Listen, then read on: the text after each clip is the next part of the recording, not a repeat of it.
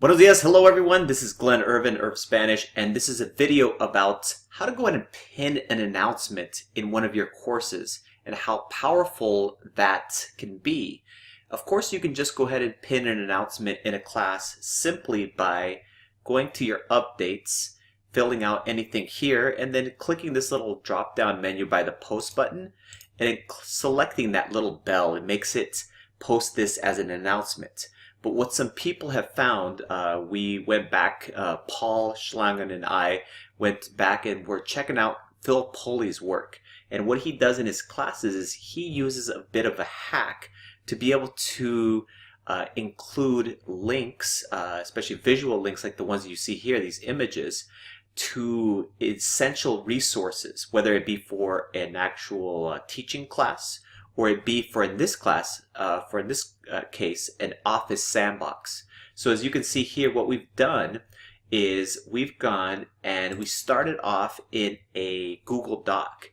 And Paul, as he was putting this together, all he did is basically insert a table into here, make the table invisible, insert some images and some text, and then link these images and text to various outside links.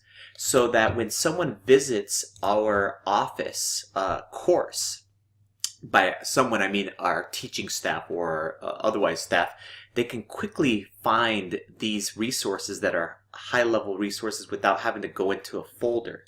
And the coolest part that I think is, it doesn't matter, for example, right now I'm in updates, but it doesn't matter if I'm in the material section. This is still pinned to the top, which is essential because this is things like our 2-hour late schedule, our masters, things that people go to often, and we don't want them to have to click into a folder to go find an essential link. So super easy to go ahead and do this. Let me go back to that Google Doc.